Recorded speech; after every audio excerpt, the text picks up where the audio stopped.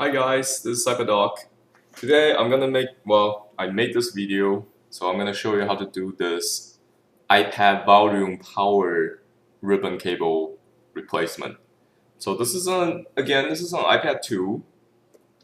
So what happened here is customer sending iPad 2 that has the ripped ribbon cable. This can happen when you're not careful or just, there's too much glue on the glass digitizer. And when you're trying to take it off, it's oftentimes it gets ripped apart because these cables are designed to be so fragile. And when you remove the LCD glass, this can happen. And as a result, your volume button, more importantly, the power button for the iPad will not work. Most likely, in this case, none of these buttons work. Most likely, you're gonna break this little cable that you see next to a screwdriver, and your power button for the iPad wouldn't work for iPad 2. So to do this repair, you can purchase ribbon cable. It doesn't matter where you get it, as long as you get the right part for iPad 2. And there's two screws, as you see, just taken off on this metal shielding. That shielding is just there to secure the whole button. Other than that, I don't think it serves much of a purpose. You probably don't even need it. There's a side screw here. Phillips screw. They're all Phillips screws, and you just take them apart with your Phillips screwdriver.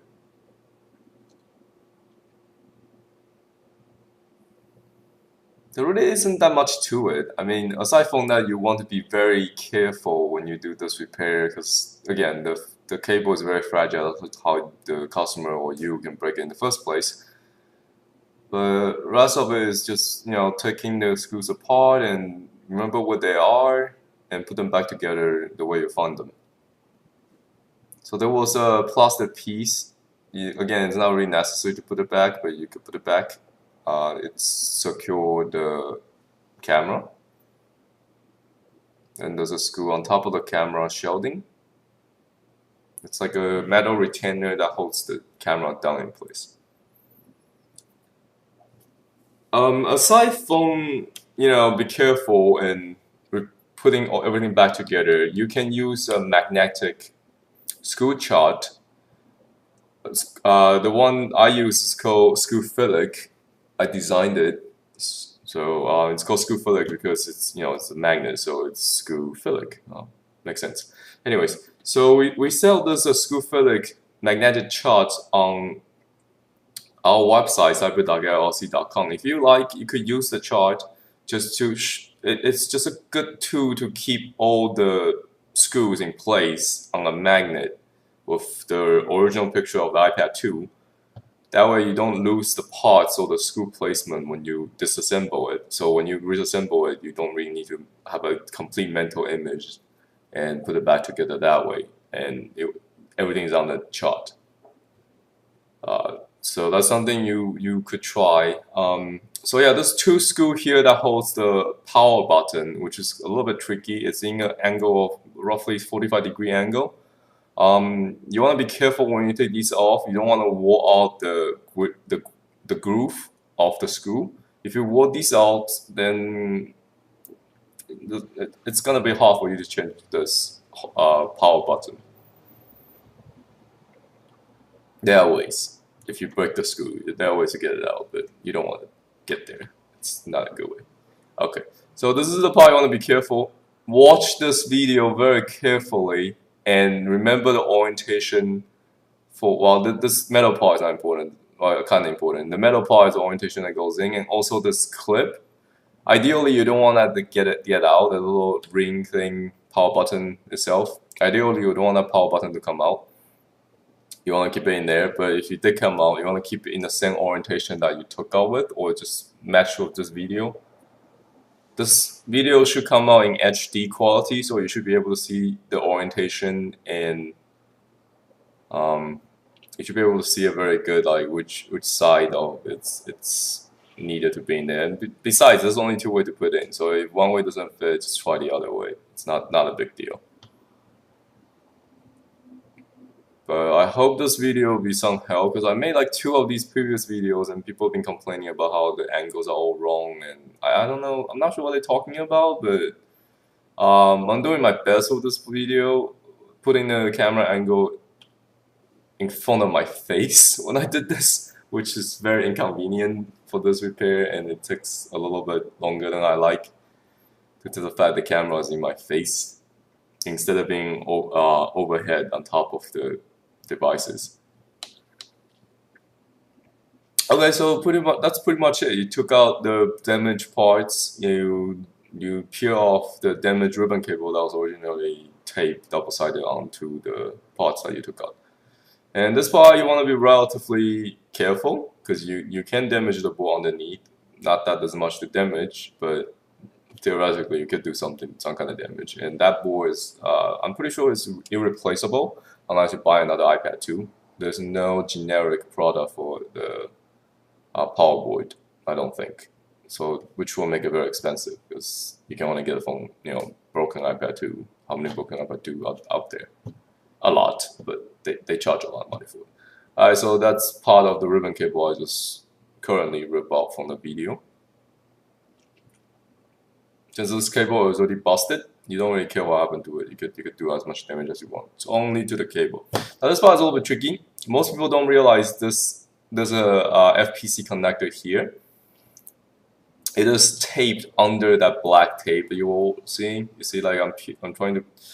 Camera is a little bit off angle now, but I'm peeling off on the upper right corner, peeling off the little tape, and you simply apply pressure up 190 degree and take out that FPC connector of the ribbon cable. So what you're gonna do now, you want to get your new ribbon cable and place it. I like to start from the bottom first. So, first of all, you put the power button back. I like to plug in the FPC connector first, and then work my way up.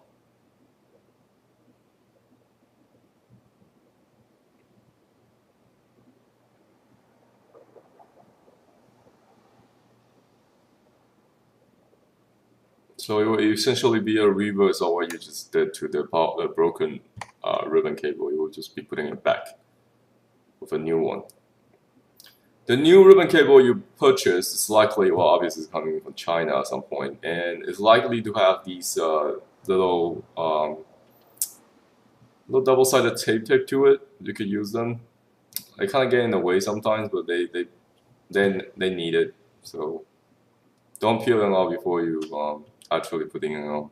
Otherwise, it's gonna stick all over the place. Again, this repair is the cable is very fragile, like any other FPC cable.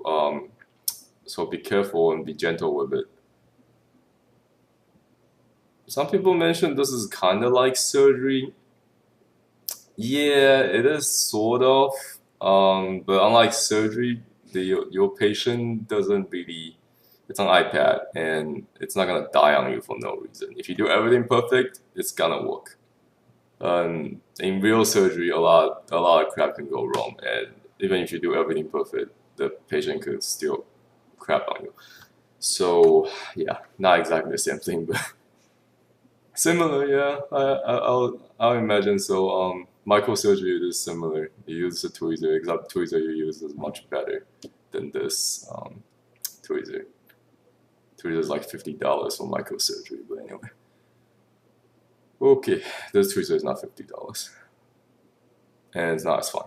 So you peel off, but it gets the job done. You peel off the double-sided tape slowly, and if your tweezer is not sharp, or you buy some crappy tweezer from God knows where you get it, you can sharpen it by using a grindstone. You know, the stuff that you sharpen knives with, and just patiently sharpen the tweezer to a fine point that you like, or a dull point that you prefer. Or you can buy microsurgery scissor for like $50, which I think is way overpriced, made in Germany. Or Japan, depends on where you buy your tweezer.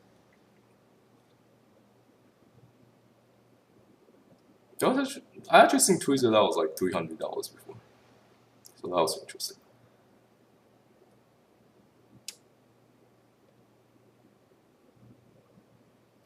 So since I'm making this video from scratch, I didn't have the luxury of having orientation figure it out. But you doing this repair, watching my video, hopefully you should get the orientation right from watching this video. So you have a little bit advantage at the reassembly time here.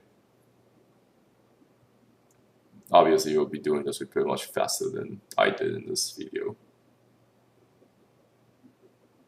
I don't know. I have videos done for this before. I wasn't too lazy to look them up. I prefer to just look at it, eyeball it, and visually memorize where everything was. And even if I don't, then I'll just, like right now in the video, I'm looking at it and figuring out what the heck did this thing come from. But it's okay. Eventually, I figured it out at some point. So be careful. Use tweezers or fingers. You don't really need to wear gloves for this one or anti-static charge. As long as your battery is not plugged to the logic board. And honestly, for iPad 2, the entire back aluminum frame is a metal heatsink. Well, not heatsink, sorry. Electric conductive sink. It's a ground. So whatever discharge you can get, it goes straight to the case anyway. You're not gonna generate any meaningful electricity to damage anything at all. Especially these parts, if your battery is not plugging, obviously, none of these parts can get damaged with static electricity, I don't think. It's not going to be strong enough. Even without the giant ground of the case. Alright, so this part, again, be careful. These ribbon cable are incredibly fragile. I find that finger and nails are your best friend in this sort of repair. Okay, so in this aspect, it's kind of like surgery, and unlike surgery, you don't need to wear surgical gloves, so you can actually feel these little parts with your fingers without any gloves on. Nails helps, so grow your nails. Grow it to a level that you can use.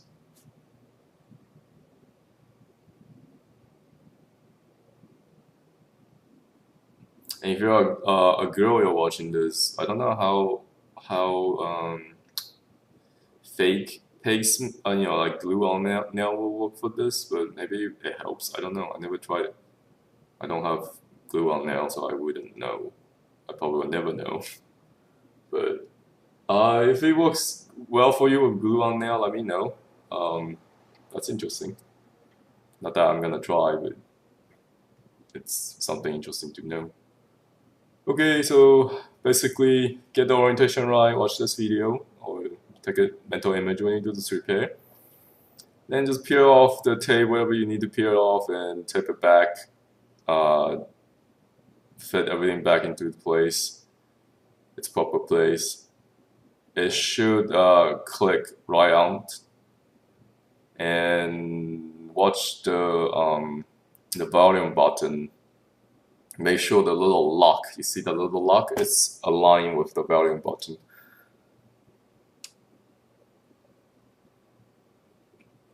This is the most annoying part. You want this part to be in the right orientation when you put it, because there's two ways to go in. It's either front or back.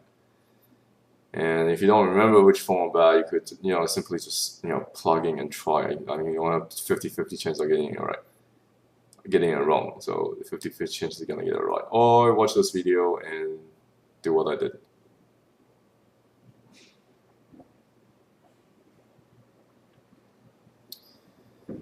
This part always gets me, like putting the power button back, since this is pretty much the primary reason why you're doing this repair in the first place. The power ribbon got rebuffed.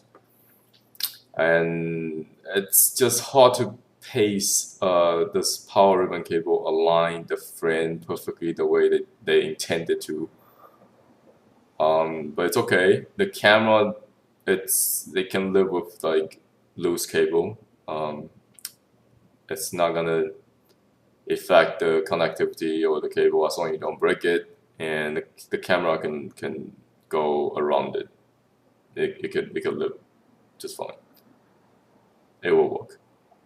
This is the part you want to be like you want to make sure you know the orientation, or like, so it will speed out your repair and you don't have to redo this later.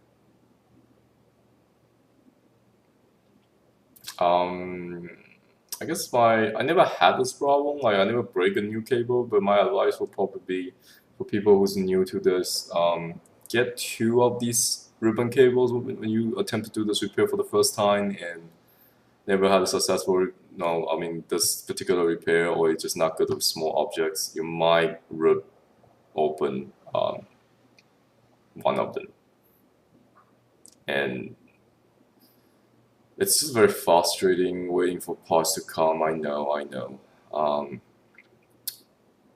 You want to do the repair, it's fun, you got the weekends, and you got everything apart, but the parts you bought, it's either didn't work or you broke it, and then you need another one. You break it, you need another one, and it's annoying that you only have one. So always buy spares, just in case. It's worth it. I mean, you have fun, so it's worth it. So at this point, I just give up the gloves. Screw the gloves. I am not doing surgery. I don't need to be sterile. There we go.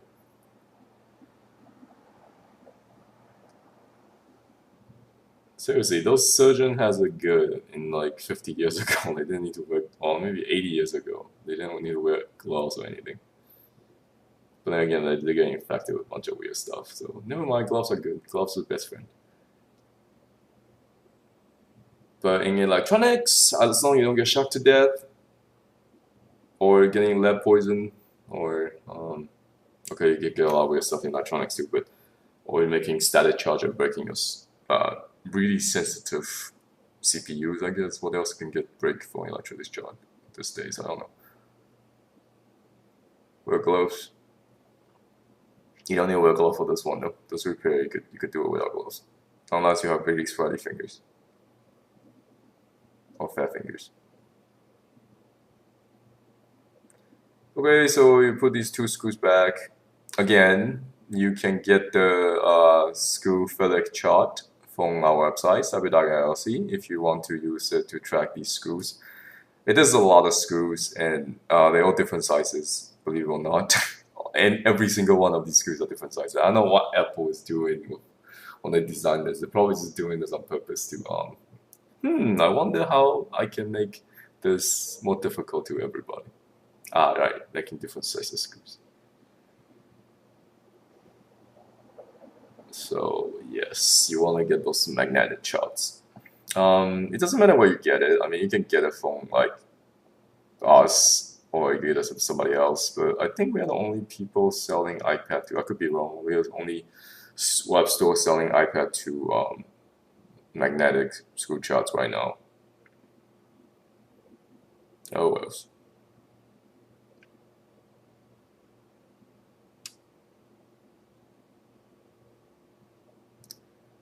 So putting the camera back and putting the metal clip. You don't really need this clip, but whatever. I'm putting it back because I have no other use for the clip otherwise.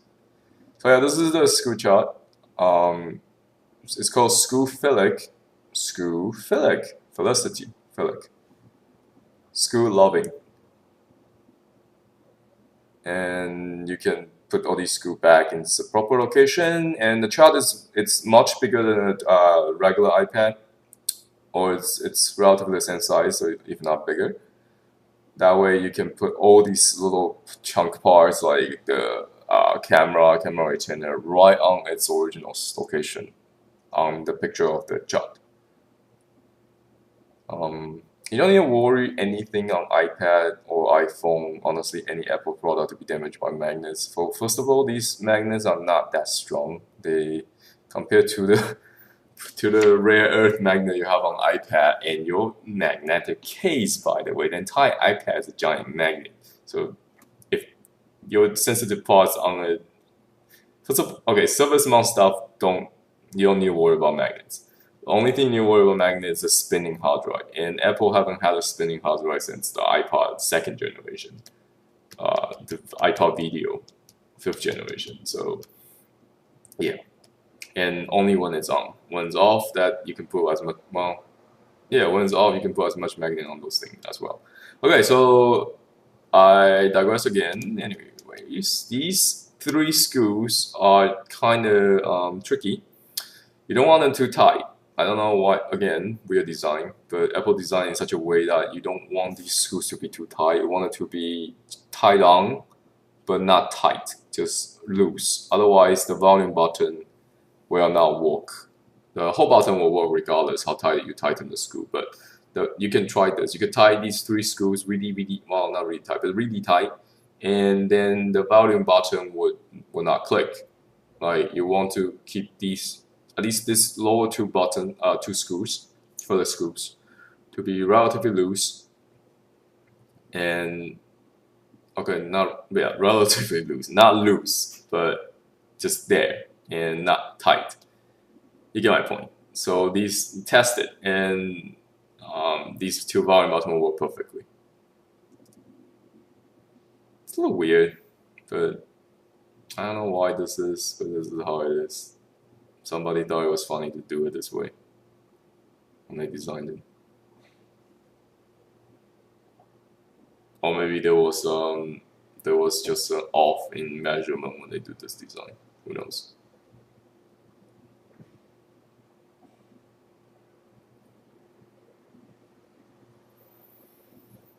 I wonder what I'm doing here. I'm taking it apart again. It must be that the buttons are not glued to the right spot. I got it.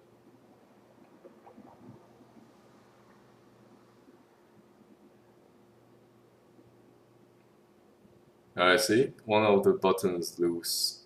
It's not glued on properly. No problem. Just be careful, be gentle. And knowing the fact that you're not doing real surgery, your patient is not gonna die on you. You can do this as long as you want. There's no time cut off, and you don't have your attending next to you, scare you. So take your time, just get it right. Actually, that's the same thing in real surgery. Take your time, get it right. Don't rush it, and don't break anything. Yeah, that's the best advice I got. Take your time. I'm relatively impatient, so I do everything fast.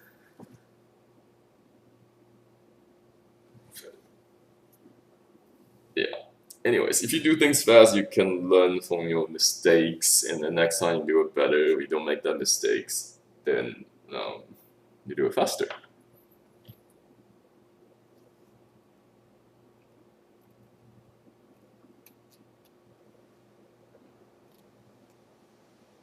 Fortunately, you can do stuff fast on iPad. If you break something, just replace it. Not a big deal. Most part you can break are pretty cheap. Know what you can break and what you cannot break. Oh, wait, is that why I took it off? Because I forgot to return a clip? No, I think it's mostly the ribbon cable. The volume button, the up volume button was in the wrong location.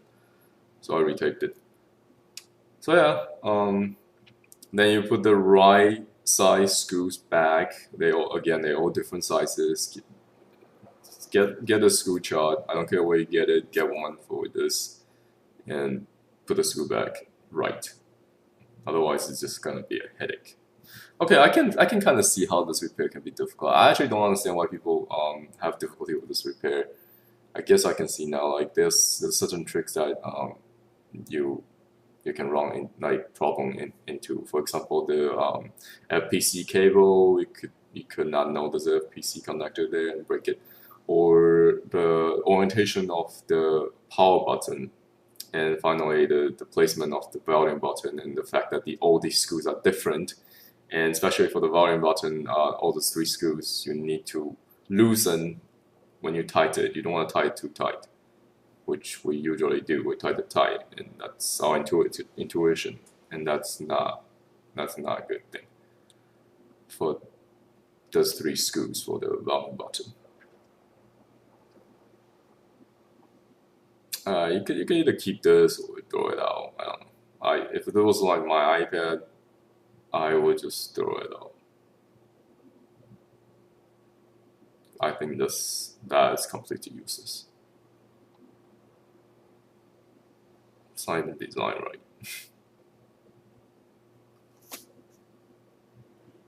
This is what we call an appendage for iPad.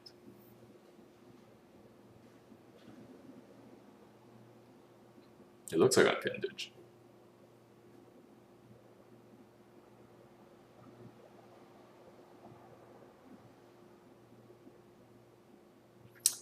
I have a lot of respect for these, workers in China that assemble these stuff in the first place. I mean, they must be having so much patience and very good eyesight. These are annoying. There's little teeny weeny things, and they have to do like billions of these, millions and millions of every other month or week for almost little or no pay. So every time when you do repair on your iDevices, or you're using an iPhone, iPad, whatever, just be thankful for all these people who assemble your stuff for you for almost no pay. Without them, you would not be able to afford this for $500. iPad would not cost only $500. I would imagine if you built this in the US, or US labor minimum wage cost, this will probably be running at $5,000 range, $5,000, $3,000 to $5,000, and think about it. That's what happened when the first computer came out. It was made in US. It was far less complicated than iPad, and easier to build. And how much was it cost? $5,000, right? A personal computer was like $3,000, $5,000, and that was back then. And money used to be worth like without inflation, money was much less. So $5,000, $3,000, $5,000 back then. Now it's probably $10,000 in equivalent. Maybe less, maybe $7,000, $8,000. So if you imagine without this Chinese worker working so hard for you, you have to pay $8,000 on an iPad. That is crazy. Apple will go out of business. The iPads are $8,000 a pop. Yeah, so big thankful. That goes with everything you use every day. It's just, yeah, we should be grateful with what we have. Okay, so the power button works. You plug in. This is the most gratifying part, the most awesome part of the repair. You press the button, and the power turns on, and you can test it by turning it on, turning it off, turning it on, turning it off, turning it on, blah blah blah. Now, if the power button works, the volume probably works as long as the button clicks, because the cable has to go through the power button before it gets to the volume. Yada yada yada. You get my point. Yeah, rambling on a lot. It's just I feel uncomfortable with watching these videos and not talk at the same time, so I just keep on talking and feeling the empty silence. But anyways, thank you for watching. I will see you next time. Visit our website for more videos, and add me on your channel so you could watch more repair video from me, or just hear me talking about random nonsense. See you next time. Bye.